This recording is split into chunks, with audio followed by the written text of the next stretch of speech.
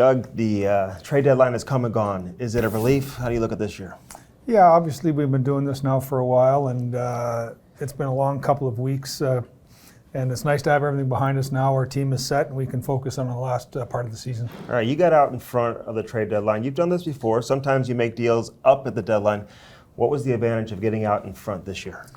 Well, I think just when you chart your course, you know what you're going to do. It's easy to let people know. And I remember as a buyer, you always want to try and get out early. And so as a seller, I thought I would give them the same courtesy they give me when I'm buying. And when I was in Europe, I was on the phone quite a bit trying to set the table of what we might do, and it came to pass relatively quick. All right, I want to go back, and then we'll get to some of your most recent deals. But you know, when you're moving guys like Vladimir Tarasenko and Ryan O'Reilly and players that have been here for quite some time, you've established great relationships with them, been part of championship teams.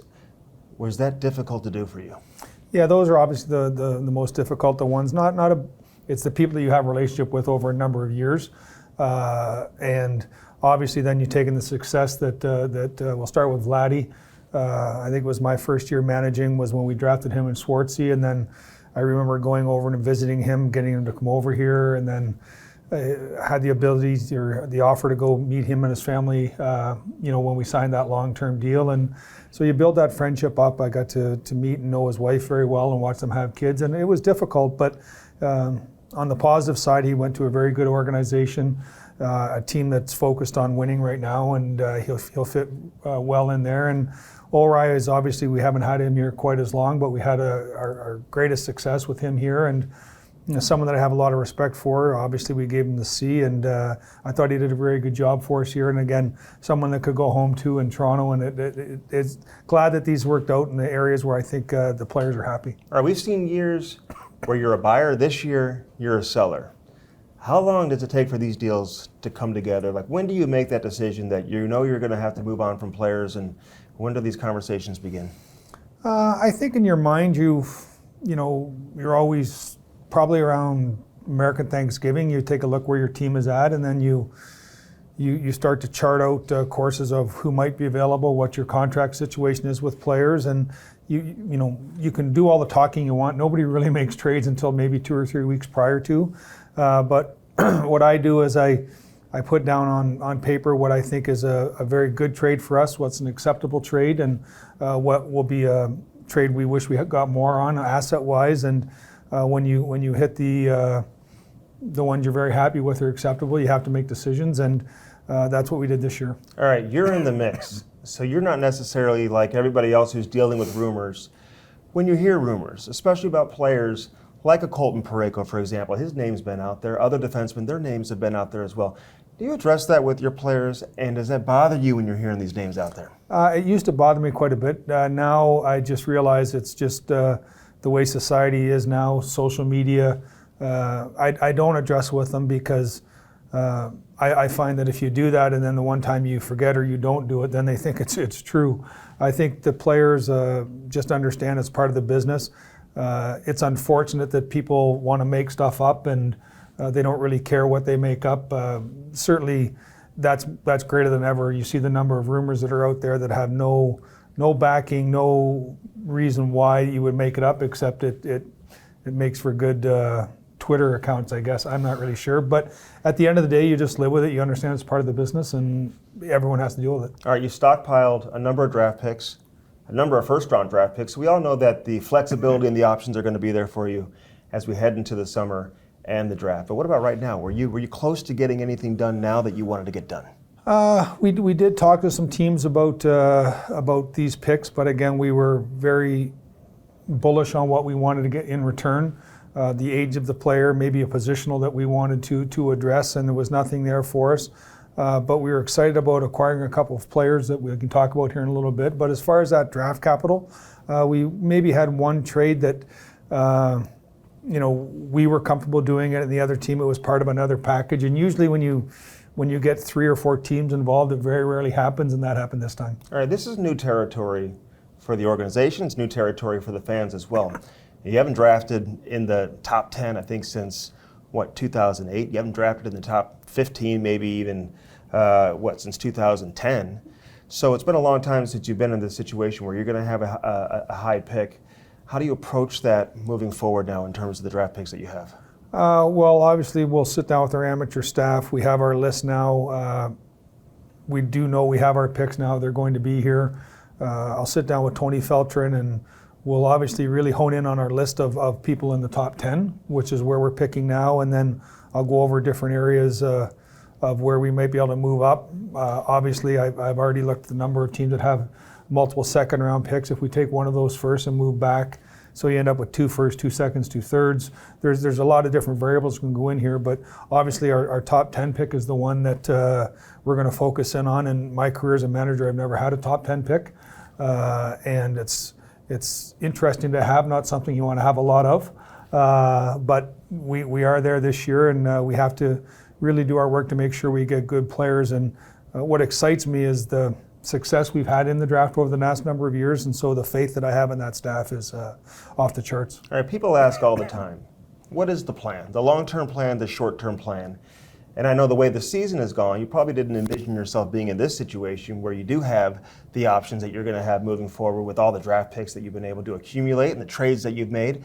So how would you answer that question? What's the plan moving forward? Well, I think we're a year earlier than I'd hoped to be in this process. But now what we want to try and do is we want to build our team back up. It's not going to be in a year. I don't see us being active in this year's free agent market. It doesn't seem to be the class that would generate our interest, and also the timing isn't correct. That's why we brought in Kapanen and Vrana, is that we brought in 2 players that are very hungry and on 1-year deals. So they're going to want to maximize their summer and their next season. And we could be the benefactors of that. And so it's going to be a process. We understand that. We're not looking to be a 8 to 10 year process like some other teams have gone through, but to think it's going to happen next year. I think we're going to be competitive next year. Just even when I look at with you add in Kapanen and Vrana, we probably have 7 legitimate top 9 forwards that have been top 9 forwards the last five years in the league. We're hoping Jake Neighbors can be the 8th, and then we got to go find a 9th. So I think we're going to be competitive as we wait for the Bolducs and Snuggeroods to mature and get into the NHL. All right, so you've added some speed over the course of the last few days. Let's start with Kasperi Kapanen. You've had a chance to watch him for a couple of games now in a Blues uniform. What do you like so far? Well, obviously his skating jumps out at you, his ability to get in on the forecheck. He got an empty netter last night, which is always nice to get that first one out of the way. I thought he had some great chances the first game, and again, he's probably getting getting his sea legs under him. He hasn't played this many minutes in a long time, and he's going to get that opportunity to do that. And I think that you can see some top 6 ability there. Now it's just for him to show that consistency on a night-to-night basis, which I know he believes he can do, and we believe he can do. All right, Jacob Vrana, he's won a Stanley Cup, another former first-round pick. He's had to deal with some personal adversity. What was it that made you comfortable with making this deal? Well, I think it's the 1 year and with a player to prove something. Obviously, he's coming out of the Players Assistance Program, and we did our due diligence on where he's at in that, and we're comfortable that we can provide him the support he needs to continue to be a very important piece on the ice, but even a better piece off the ice. And the world's about second chances. I love the opportunity to give him a second chance, and now it's what he does with that and the opportunity that we can provide him to make it the best fit. But when you look at his skill and talent-wise, he's a top 6 player or top 9 player at worst all day long. And now we just have to give him that opportunity to show that. All right, you mentioned a couple of the players, prospect-wise, who are on their way. How far away do you think some of these guys might be? The Snuggeroods, the Bolducs, obviously we've seen Neighbors, and now you add Zach Dean to the mix as well, who you get in the Barbashev deal. Well, I think if you just go by historical comparisons, players maybe picking the top 4 or 5 to the top 10 might be 12 to 24 months. Other than that, you're looking at 24 to 36 months. That's usually a good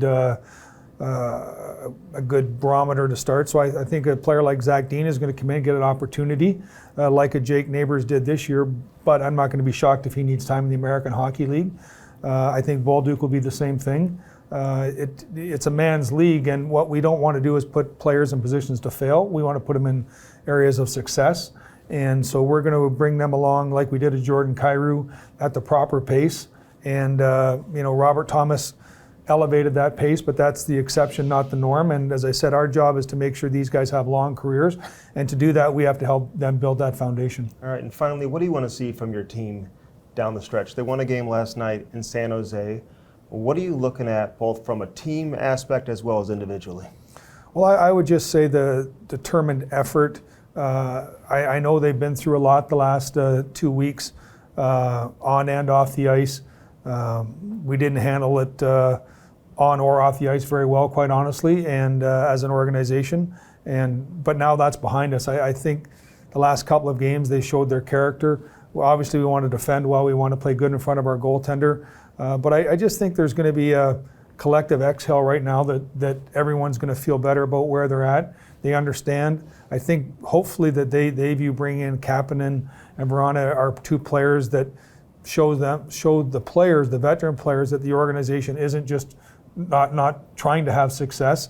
If these guys can come in, it gives us some talented players. Now, what the coaches and the players can do with that talent, I'm looking forward to seeing. But I really do believe that we're going to play competitive hockey and we're going to be in games and we're going to surprise some people. All right. Army, thanks for doing this. Thanks, Andy.